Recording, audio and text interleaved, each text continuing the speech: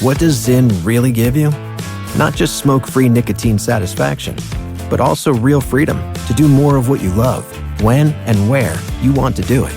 Why bring Zyn along for the ride? Because America's #1 nicotine pouch opens up all the possibilities of right now. With Zyn, you don't just find freedom, you keep finding it. Find your Zyn. Learn more at Zyn.com. Warning, this product contains nicotine. Nicotine is an addictive chemical. Now's a good time to remember where tequila's story truly began. In 1795, Cuervo invented tequila. Cuervo. What are you doing here? Cuervo. Anytime someone says Cuervo, I show up. Well, I do know that to be true, but even during ad reads, like... Cuervo. I think you could lay out, especially for one of our great partners. Sweet, delicious Cuervo. Since then, Cuervo has stayed true to its roots. The same family, the same land, the same passion. Cuervo. So, enjoy the tequila that started it all. Cuervo. Cuervo. The tequila that invented tequila. Proximo. Cuervo.com. Please drink responsibly. Cuervo. Shadow Show. Shadow Show. Shadow Show. Shadow Show. Shadow Show. Shadow Show. Shadow Show. Shadowing it. Shadowing it. Billy, Chris, welcome back. Thank you. Thanks, Dan. Hey. Nice to see you guys. I will tell you what you missed, which is at the very end of Tuesday, as folks were leaving, Wild Willie Wednesday began, and this is how Stugotz did it. You guys weren't here for this. I wonder, Tony, I think you were here. Stugotz was speaking to a very crowded room. Oh, I was here for that. From the Boys and Girls Club of, what are we going to say, between 15 and 20 teenagers, young teens? Great kids. Love those kids. And their parents, some.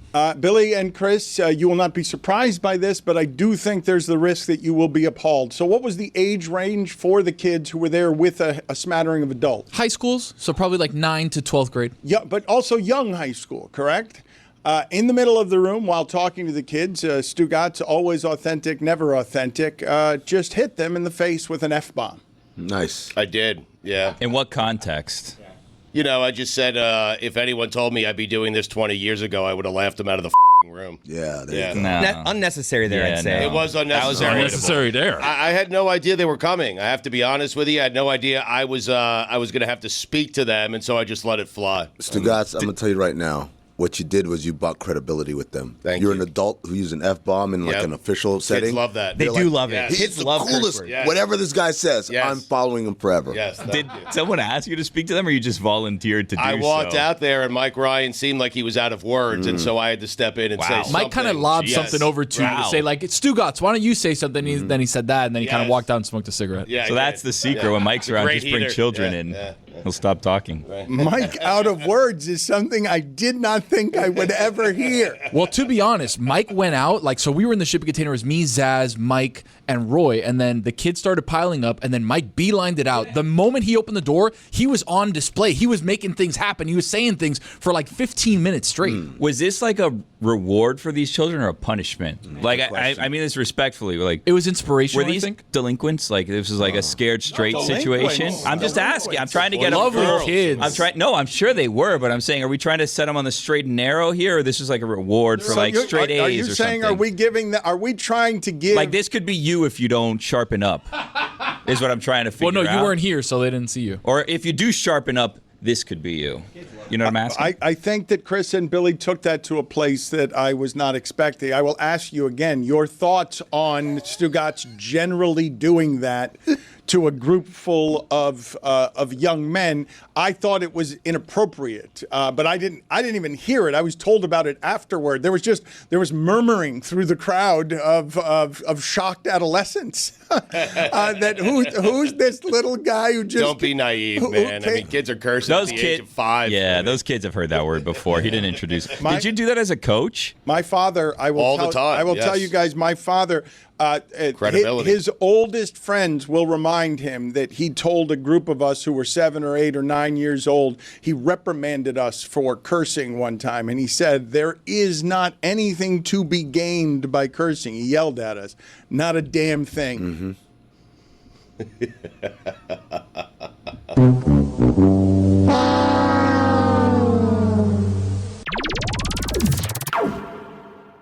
This is the Dan Batard Show with the Stugotz podcast. I don't know if this has ever happened to you guys, because I don't think Stugotz and I live the same life. I think he does a very good job and has had to do a very good job over 20 years of sort of like shaking off that day's show and just going home and living his life so that it doesn't feel bad. But yesterday, I made a mistake. That I took with me all the way home, because I saw across the room the just glee from the piranha, because all of them leapt to attention when I described some of my friends as math friends.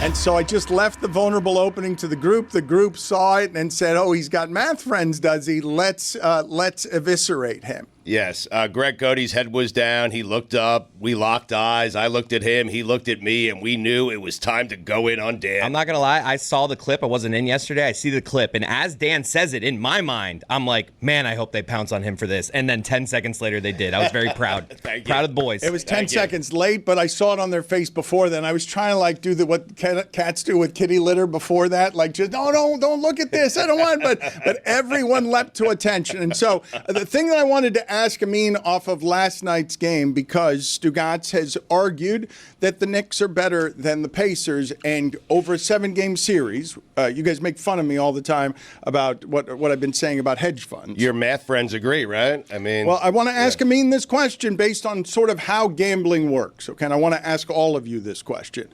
So how are the casinos sort of built? What is the math being used that builds the casinos so that unless you're Trump, it's very hard to go bankrupt, because all the math favors the probability of the casinos endlessly printing money?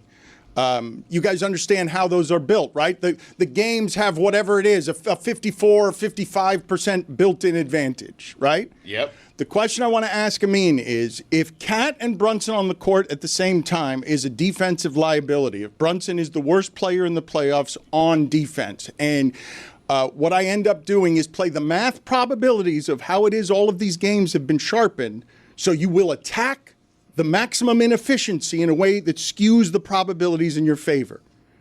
The Pacers being able to attack Brunson on defense over a 7-game series where Carlisle can figure out how to again and again get offense that makes Halliburton, in a playoff game, control the entire game with 0 turnovers. 0 turnovers, because the Knicks defense is not going to bother you. The Pacers are going to play how they want. They're going to score up 130. It's not even going to feel like a playoff game, and they're going to feel like they finished the Knicks right there. Is that one math probability what's being exploited in this series that changes the series, or is it just a bounce in game one? That's kind of lucky. I don't know if that's math. It's basketball, right? Where you are saying, hey, their defense drops precipitously after every additional rotation they have to make. So the first guy guarding the ball, Mikal Bridges or OG Anunoby or Deuce McBride, he's really good, right? But then we bring some screen action or whatever it is, and now they've got to make a decision. Either Cat is going to sag and the guy's going to have to fight over, or Cat's going to have to come up and double, or they're going to switch. Either way, at that point, that triggers rotation. And so if we keep moving the ball quick, right? Not holding it, but quick, there's another rotation that has to happen. The Knicks aren't good at that. They're good at that first one, but then the second one and then the third one, it all falls apart. But when I'm talking about the Pacers are really good at the front end of, we're going to be great at all of this. We're number one in pace. This is how we beat you. Right. And you've got great perimeter defense, 1 or 2 passes in, but now we're going to get maximum efficient shots. I feel like it's just sort of a shredder on attack Brunson. And the analysis I did not have from anyone before this series is Brunson's the liability in this series. He's the liability because a player that size can't win, at least in part because, and certainly now more than ever, he can't guard.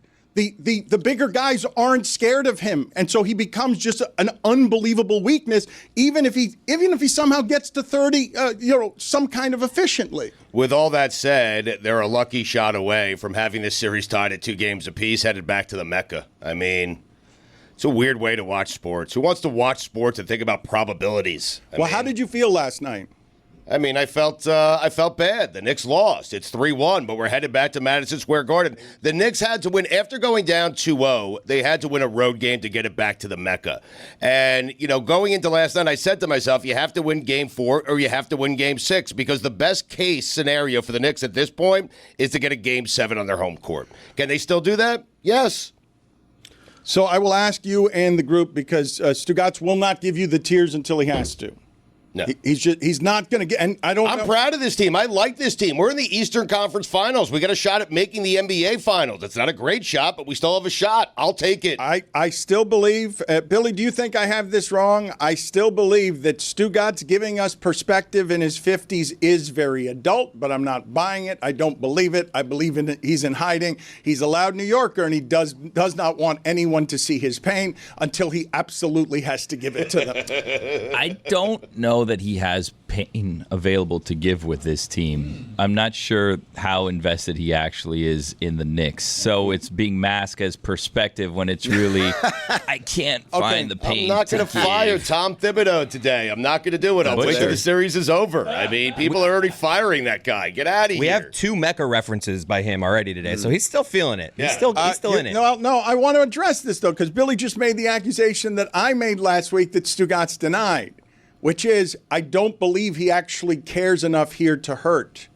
I don't like you in order to understand what New York is presently feeling. And I do want to flip the other side of this for a second because my God, it must feel better right now to be Indiana basketball than almost ever in the history of Indiana basketball. It's not just Stugotz. Okay, hold on a second. Are you counting the Hoosiers or? I'm counting everything in the history.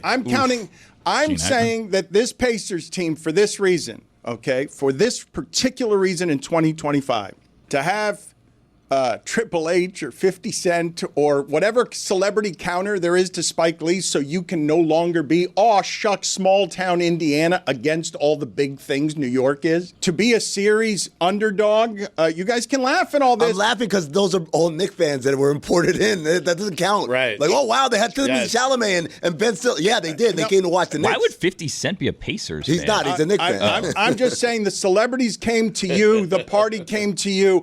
Indiana does not often get to feel like it's one of the big cities in sports or anywhere. Whatever you think are the best Pacer teams, they're bringing back royalty when they bring back Jermaine O'Neal. When they bring back Jermaine O'Neal, that's some lame royalty. They brought back Lance Stevenson and George Hill. Yeah, George Hill. That's what they're countering the Knicks with. And what I'm saying is the reason it feels good is because we took out all these big bad people. We're tiny little Indiana and we get to win. And now Stugotz is going to do the thing. He'll pivot as soon as they lose to, nobody wants to watch Indiana OKC. I mean, no one does. Who wants to watch that? It's boring. Mike Epps hates Pat McAfee, right? He has. Stole his perch. Like, Mike Epps figured it out. He's like, I'm just going to be the Pacers guy, and I'll have courtside tickets forever and ever as the Pacers guy. And if they ever get to this point, I was there the entire time. I'll still be there. So he's been rooting for the Pacers, and he's committed to this life in Indiana just to get the perks of being a Pacers fan because Mike Epps in the 2020s is not Mike Epps of the aughts. You know what I mean? So you stumbled onto another Wild Billy Wednesday. Hold on to your hats, partners. It's about to get wild. He's a Patty come lately. I'm just asking, and just Mike Epps has been there, right? And now all of a sudden, Pat comes by. Does Mike Epps, put it on the poll, Juju at Batard Show, does Mike Epps hate Pat McAfee? Because Pat McAfee has taken over. Pat McAfee is wearing a shirt, overrate that in honor of Halliburton is becoming a star. You guys laughed at me, best Pacers team ever. I know that can be an overreaction. I'm just saying the way this team feels to that community right now feels as good as basketball can feel to that community. Dan, I interviewed the radio play-by-play voice for the Pacers, and I asked him the exact question, how does this compare? And he says, it depends on what happens from here. Obviously, those... Look at me,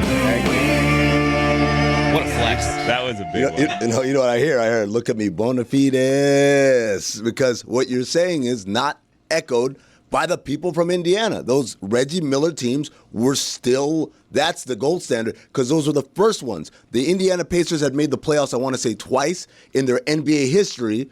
until Reggie Miller and Dale Davis and those guys, and then they started winning and going to conference finals, and that big shot they hit against Jordan in 98 and to force a Game 7, and obviously going to the finals in 2000.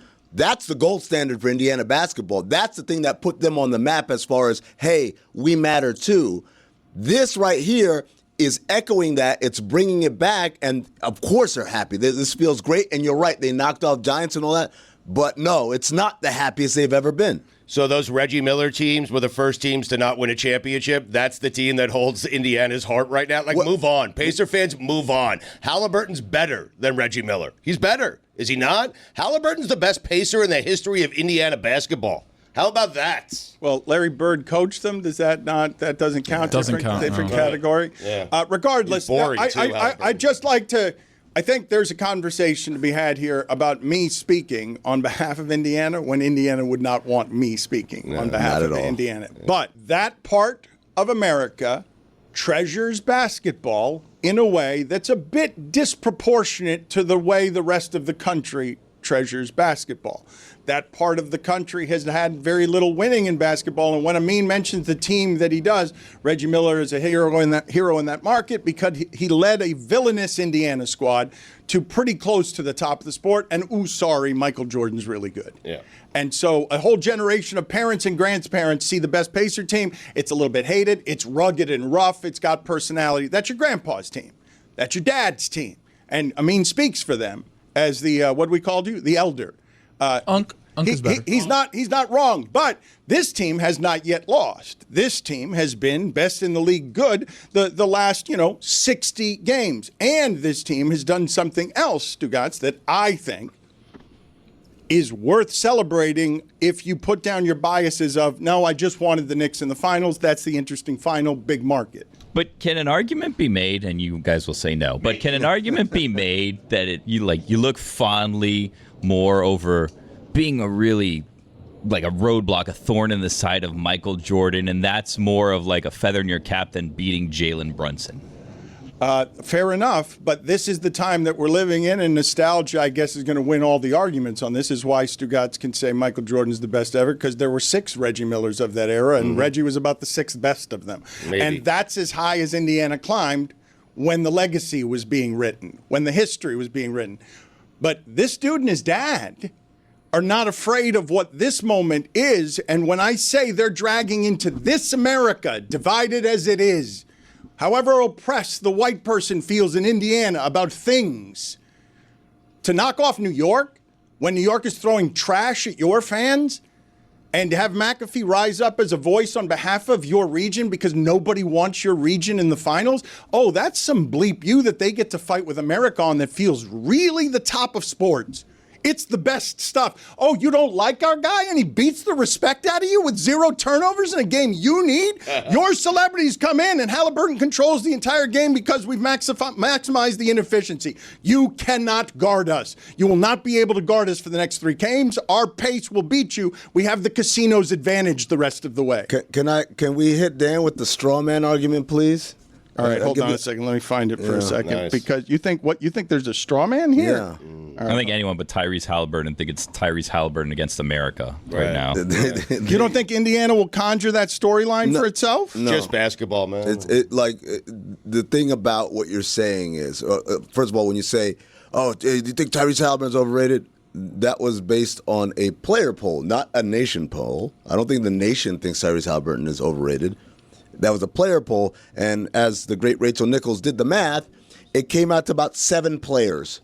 7 players, because out of the sample size wasn't all 450, it was like 50 or something like that. And so when they did the math, it was like 7 guys voted Tyrese Halliburton is the most overrated. So to say, it's the most straw man of straw man arguments, nobody hates Tyrese Halliburton. Maybe Knicks fans do because they're on the losing end, but that's not a sentiment that's shared by the basketball public. The only thing that's real is what Stugotz is saying, is that there's a genuine fear that we're going to have a Pacers-Thunder NBA Finals, and that sounds boring. It's not going to be boring if you actually watch the games, but it sounds boring because Indiana's a boring place and Oklahoma, God knows, is a boring place. Straw man. I miss that sound. I was very adamant yesterday about TJ McConnell, about the Pacers, about how they play college style. They pick you up 94 feet. They slap the floor on defense.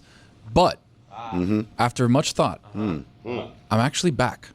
I'm back. If Indiana and OKC make it to the finals, you've got a great offense versus a great defense. I think I'm back. I want to understand if you guys think what Amin is saying is true, because I would say that I'm not conjuring narrative or storyline when I say Halliburton, even if it's by virtue of just his dad, that's the most villainous thing you've got remaining. Like, if Indiana wants to wrap itself in the cape of nobody wants us, nobody wants to see us, nobody likes our team, and we've got a guy that in the final seconds will do the choke sign because he's not afraid of any of it. Like, they will, like, maybe that gets swept by OKC. Maybe it loses in 5 games. But right now, I believe in it as much as I believe in any Indiana team that I've ever watched play basketball if I live in Indiana and care about the Pacers. And you've watched them all. I mean, you're a Pacer fan.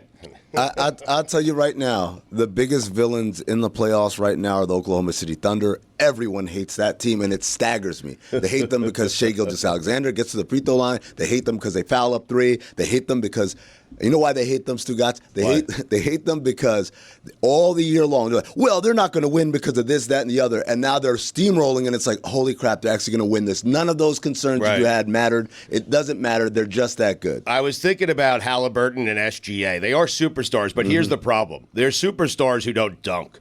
That's why this series is going to be. But they don't dunk. They have no dunk game. They have no drive game. They don't, they don't give you the splashy plays. Halliburton has a push shot. It looks like every time he's taking a jumper, it's the first time he's taking a jumper. I mean, Stu, tell me you don't watch without telling me you don't watch. Halliburton shook Giannis, and then finished it with a slam.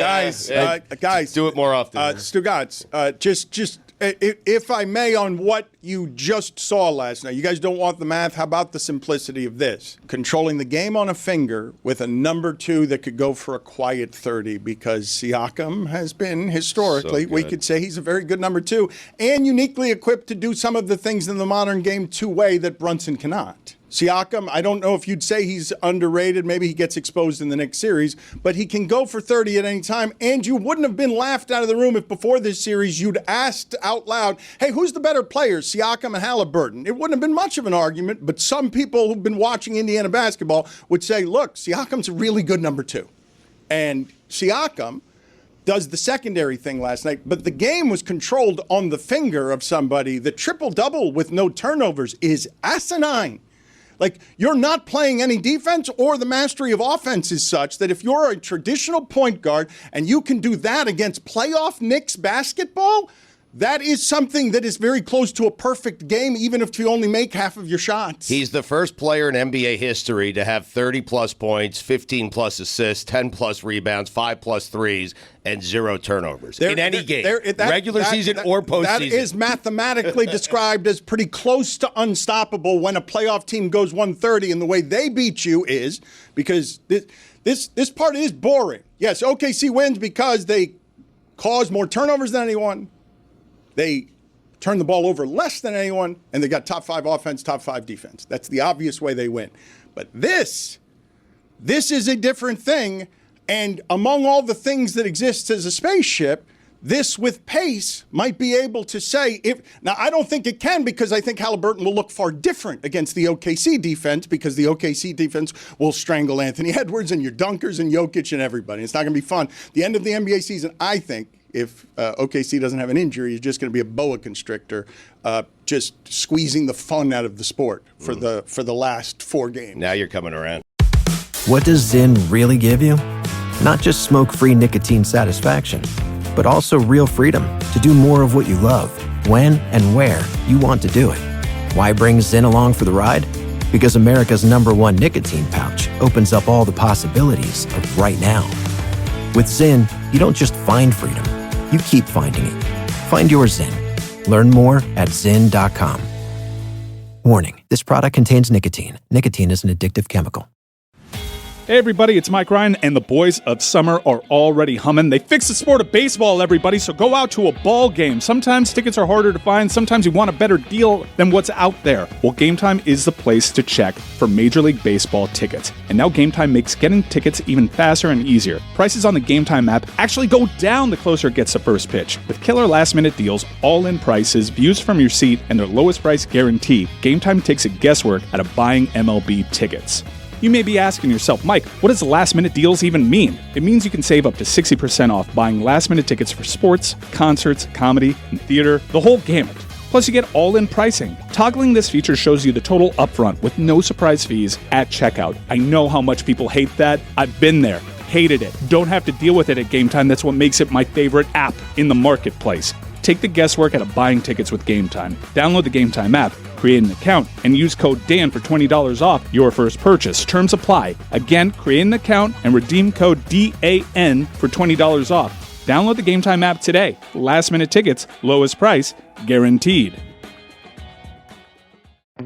Hey listeners, listen up, because I know that approaching this summer, you're probably as busy as I am, but also as desperate as I am to find some healthy meals that you can fit into those busy windows. Well, it's time to make this the best summer yet with nutritious 2-minute meals from Factor. Eating well has never been this easy. Just heat up and enjoy, giving you more time to do what you want. Get outside instead of prepping and cooking indoors. Factor Meals arrives fresh and ready to eat. It's perfect for any active lifestyle because with 45 weekly menu options, you can pick gourmet meals that fit your goals. Choose from Calorie Smart, Protein Plus, Keto, and more. In my most recent meals, I had the honey mustard chicken, I had that garlic herb salmon, and every side, every part of this meal was delicious. Honestly, at the end of it, I was just left wanting more because Factor's meals are that fresh, that delicious, and that nutritious. So get started at factormeals.com/Dan50off and use code Dan50off to get 50% off plus free shipping on your first box. That's code Dan50off at factormeals.com/Dan50off for 50% off plus free shipping. Dan Batard. I'm just here to say one thing. The Knicks are back. Stugotz. Tyrese Halliburton, 6 points, fraud. Everybody was like, yo, he's better than Jalen Brunson. He's better than the Knicks should have drafted him. Fraud. This is the Dan Batard Show with the Stugotz.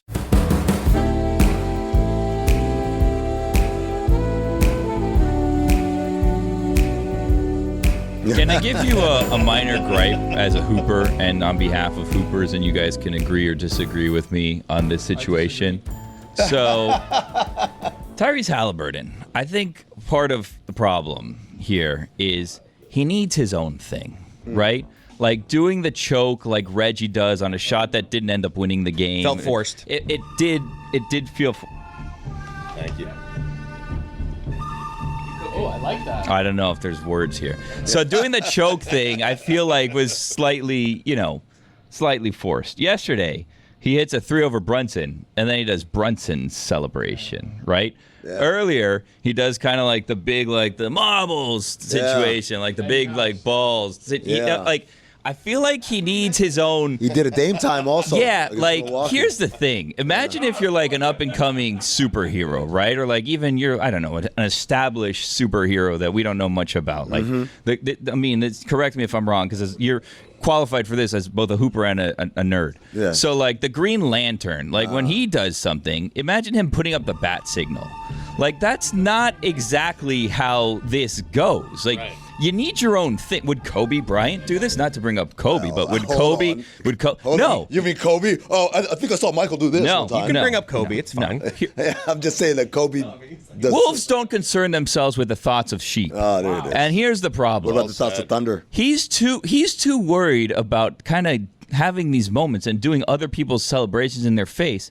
You got to have your own thing. Yes. Also, though, as Dan likes to remind us, nostalgia plays. Nostalgia plays, and he's like the ultimate, like, you see the kids wearing cross colors and get with the flat top. You're like, wait a second. Cross colors? Yeah. You don't see these kids walking around. They're like 19, but they're dressed like it's 1991. And you're like, what the hell? But it's like, hey, they discovered this old thing and they want to bring it back. And I kind of feel like Tyrese Halliburton is kind of like that. He's this guy that's watching old 90s basketball and says, you know what? Everyone loves the 90s, right? Everyone talks about basketball today. Not as good as it was in the 90s. So what do? You just pretend and cosplay like it's the 90s. So you do the big balls dance, you do the choke sign, and now everyone has this 90s nostalgia attached to it, and to the point where you got Dan Le Batard saying this is the greatest Indiana Pacers team ever. Why? Because the nostalgia is cloaked around it. Maybe his thing is doing your thing when he beats you. That could be his thing. It's his thing. Right? His Dame time. He's got the big balls dance. He's got the Jalen Brunson. I don't see what Amin's seeing. I am embracing the merging of this is exactly how villains and superstars are born. And you guys can call him a mimic or a copycat if you wish, but I thought Tatum got some of this when he was celebrating, because he was celebrating like Kevin Garnett celebrated when he won in Boston. And it was like watching someone try to learn how they're supposed to behave as they enter stardom. And in some ways, I don't want to infantilize young 20s people, but as they find their voice as adults in whatever it is they're going to be as a professional, they have to figure out how to express joy in front of others. And in the case of Halliburton, he's doing some copycatting in the most arrogant and wonderful and confident ways. Nah. Like, okay. How about hit a game winner and then do the choke thing? Don't do it to tie the game. He did and also, he extended the game. Lucky shot. Yes. Like that was series prior. Lucky shot. Maybe his thing is being corny because he's from Indiana, but like, get your own thing. It's from Milwaukee, actually. Wisconsin, yeah. Okay. Nothing but net. Blaze your own path. That's what Billy is saying. There you go. Yeah. And it's fair enough. It's hard to argue when he says bah. But I would just say, I mean, in the last 4 games, I think I can say something I didn't think I was going to be saying, because he says make a shot. I was wrong. Halliburton is whatever he is, 10 for 12 this season or 12 for 14 on shots to tie or lead with less than 2 minutes in the game. So he's clutchier than Brunson, who empirically before this was the clutchiest. I don't have that wrong, right? So when he says make a game-winning shot, I can counter with he makes more efficiently than anyone in the sport. Put that on the poll. Who's clutchier, Brunson or Halliburton? Correct? Do I have it wrong?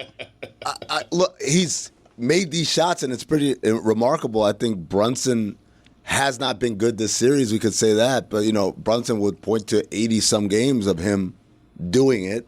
And that's what gave him the award. But yeah, no, it's. But it was like 10 of 12. Like 12 is not a big sample size at all. Of game-winning or game-leading shots? 12 shots. Right.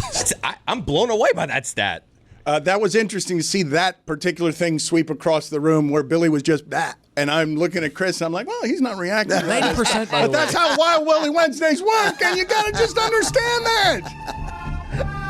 Billy, it's 10 out of 12 in the most 12 in the clutchiest moments of the game. Right. I mean, Billy's saying put yourself in that position more often. Yeah. That's all. Yeah. But they were blowing teams out, which is Like why the they weren't greats. in that situation, because they were like 40 and 14 in the last 50 games. Game 7 of the finals, that's clutch. Regular season, I mean, no one's even playing. You know no one what? cares. So he's correct. He says Game 7 of the finals is clutch. I will just remind you that Stugotz said that if Draymond Green didn't have Steph Curry, he would be a Shanghai Shark. And Draymond Green once had 32 in a Game 7 of the finals. So it doesn't really buy you what you're saying. It buys you there because do it in a Game 7 and also win the game. You have to do that as well. Right. One clutch moment for Draymond. I mean, he was there because of Steph. He wouldn't have that clutch moment if not for Steph Curry. Blind squirrel finds a nut. And Thank so you. Well said. Okay, we are, I would say, wildly disrespectful. Whoa. But the wild disrespect around here of someone who is great at what he does, like Draymond Green, I think, pales compared to Billy's wild disrespect of the award-winning Pablo Torre Finds Out. What? And yes, Billy right now, he Award nominated, to be fair. Thank you. Well, he's won awards. Good clarification. I mean, you submit yourself for $3,000 a year, you're bound to win one or two. Win the big one. What is the big one? What is the big one is? But what is the big? It should be called the big one. I know, thank you, but I'm asking you to tell me what is the big award. Peabody. I think he'd argue on behalf of the Peabody that would be the big one. I think if I don't. He's nominated, but once they start seeing the smut that he's trafficking in right now with Bill Belichick, I guarantee you, there's no way to lose yourself a Peabody more than to be suing North Carolina over trying to find Bill Belichick emails. Billy, are you saying that they're not going to give the Pulitzer to the National Enquirer? You said that, not me. Well, no. What you did say, though, is you officially said Pablo Torre has gone well past creepy. No, I said we're entering creepy. No, publicly I was prepared to say we're entering creepy tour with the whole past Belichick. creepy. No, That's publicly. the same. No, They're not the same. Those How about are the privately, same though? thing. Privately. No, Those for are the the record, same thing. publicly, I was prepared to say we're entering creepy territory. Privately, though? Privately, that's not what I said at all. I said we're well past it. I mean, it's weird. It seems like we're trying to search for a sex tape at this point or something. He gets going and he's renting out Airbnbs and he's cosplaying as Belichick, laying in his bed. Like, what is the end game here, Spence? I will just tell you that I was I don't know if I don't want to spoiler alert on a Wednesday, but The Last of Us. If you were not caught up, I'm not. Okay, just Spoiler alert Wednesday. Sorry. I got a baby, so it's extended to next week. there is a scene. Not how that works. There is a scene where a very important character dies in a way that's a bit surprising and physically. What happened, Tony? There's only like 3 important characters in the situation, so a third of them me guessing. It's a spoiler alert. Now I'm going to be looking at all the main characters like, oh, you're going to get the axe up. All right, I mean, so all it is You got is it, Dan. Keep going. Imagine someone standing in front of you and you shoot them in the. Oh, man. Only so many people would shoot someone. Now Tony's like, oh, if there's a gun in the scene, I've got it. There's a lot of guns in all the Okay, scenes. all right, look. Forgive me. I still don't know how Spoiler Alert Wednesday works. I just would like for any of you to imagine what it would look like if somebody was shot at in the shins by something very powerful and then just fell on their face dead.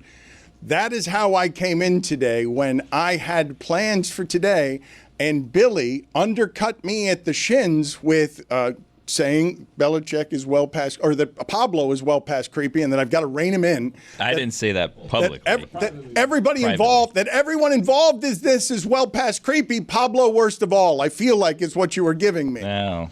It sounds like you're projecting now. It sounds like maybe you agree with me, so now we're kind of like just assigning those thoughts to me. I think what I love about what the award-winning Pablo Torre is doing is that it's got unbelievable range. It has really, unlike any other podcast in the space, it's got wild range. Have you ever heard Pablo's like mission statement for the show? It's to do smart things dumbly and to do dumb things smartly. That's basically what he. I'm with you, Chief. Isn't that what this show is? That is exactly what this show is.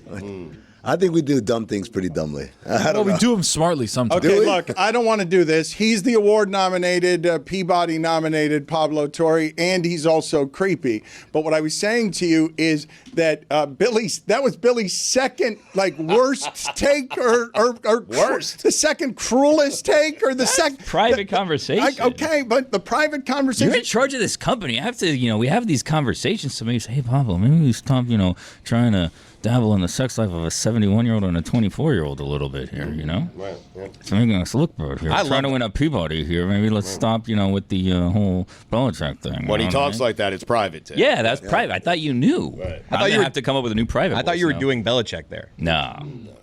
He's a private guy, so that makes sense. That he puts out like that. The Peabody is highfalutin. I think that is the big one. I don't know what do you guys imagine is the big award that everybody would want to win in. I like the Sports Podcast Awards. Yeah. Those are big Those are my ones for us. favorite, yeah. Actually, I like what Billy said earlier is that we should start an award, call it the big one, and then that'll be the I'm on it. Yes. How can you argue that that's the big one if that's what it's called?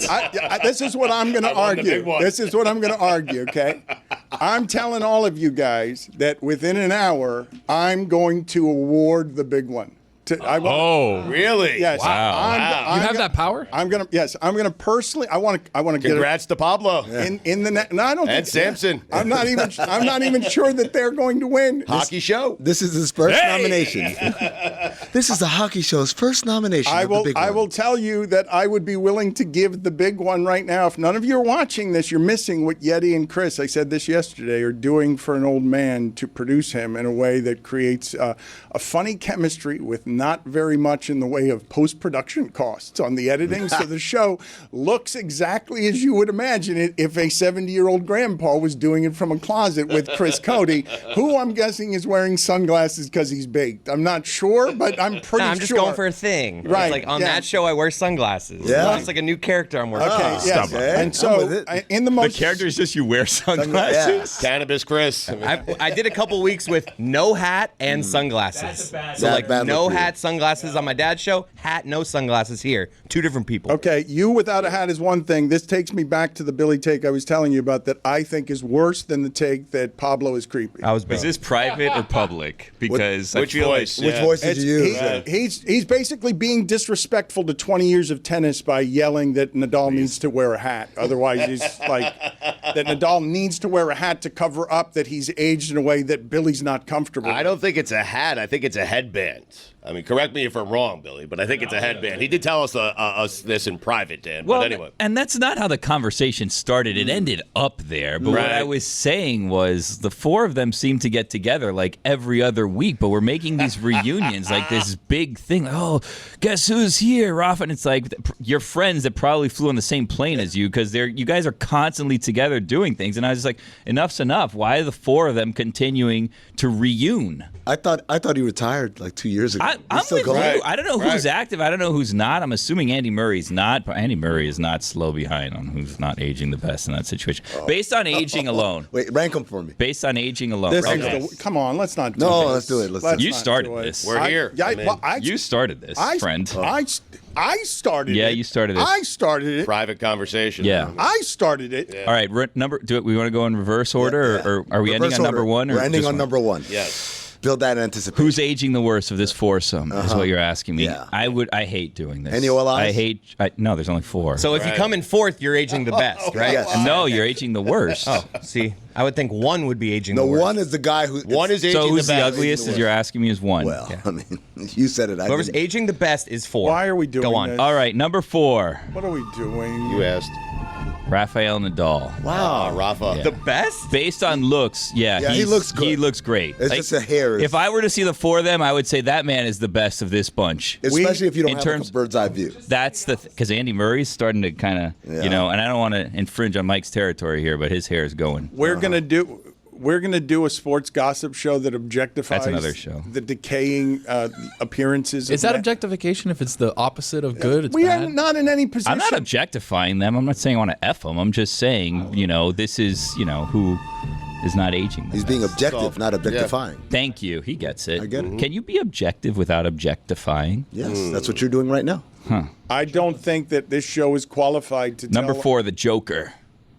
I thought number 4 was Nadal. Oh, sorry. Number 3, the Joker. The Joker's. I thought there was 5 of them. I forgot. What? He doesn't look like he's 8. Like, what part of him looks like he's 8? That's what I'm saying. That's why he looks good. Didn't this whole thing start with you saying Nadal aging the worst? I don't think you're playing Yeah, I this don't game. think right? play- No. Yeah. Well, no. Then you told me that number 4 had to be the one that was the best looking at this point in time. Yes. But Yeah. I thought this whole thing started with Nadal's aging poorly. Yeah, correct. But you just put him fourth, which means he's aging. No, I put the best. Joker. Wow, I'm gonna leave. Federer's No, 4. no, the Joker's 3. Federer's 4. Wait a minute. If you're going to leave like that, leave. If you're going to leave like that, you don't get to leave and then stay around. You need to know that's not how you do that. He did the thing, Dan. No. Elevator, looking at his clock. It's over. Taylor down there or what? It's his only move. It's pathetic. Oh no, he's got the walking down the stairs one too, which is great. And he has He's coming back. The He's coming- sunglasses, coming too. back, yeah. Yeah. Take the stairs, Chris. Again. Elevator's out over there. Stairs. Yep, there it is. Stairs. I love it. Yes. That show is very well produced. I can't believe I'm saying it. You know what we can also do? We What's can that? also do, cut to me, guys, a canoe. Oh, I like that. But it doesn't sink. Like, I can still see you. All right. Whose ukulele is that? Because it's Jeremy's, right? It has to be. Leave. Take the ukulele with you. Number 2.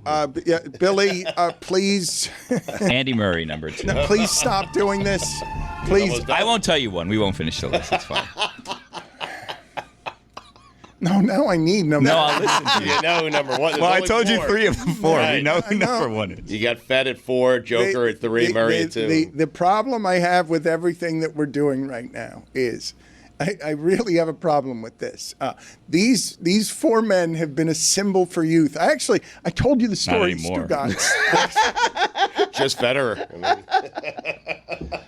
mean, This is the problem. You guys are mocking the aging descent of legends disrespectfully. Correct, yeah. And you're doing so based on their appearance because they're aging better than any of us. Well, they're still good athletically. All I have is to judge their appearance. We're mocking tennis. Like tennis, just like Pacer fans, needs to move on. Yeah. Tennis needs to move on. Needs to move away from these four and on to the next four. I'm awarding the big one. Gather round, people. I'm going to award the big one. What does Zyn really give you?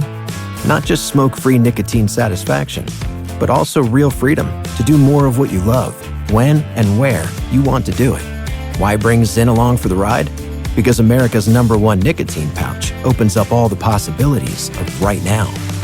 With Zyn, you don't just find freedom, you keep finding it. Find your Zyn. Learn more at Zyn.com. Warning, this product contains nicotine. Nicotine is an addictive chemical. Hey everybody, it's Mike Ryan. Now the weather is warming up. That means summer concert season is right around the corner, and so many great acts are releasing albums and touring those albums over the summer. We got stadium shows, amphitheaters, people that want to wear shorts and party all night long. But guess what? Some tickets are hard to find. Sometimes tickets are sold out and you have hard to get into events and you have nowhere to turn other than the secondary market. Well, why don't you turn to Game Time? Because from my experience, that's where I always turn to find the best deal. You may be asking yourself, Mike, what does last minute deals even mean? It means you can save up to 60% off buying last minute tickets for sports, comedy, and theater. But most importantly, this summer, if you're a music lover like me, check out Game Time for concert tickets I already have. Take the guesswork out of buying concert tickets and shows with Game Time. Download the Game Time app, create an account, and use code Dan for $20 off your first purchase. Terms apply. Again, create an account and redeem code DAN for $20 off. Download the Game Time app today. Last minute tickets, lowest price guaranteed.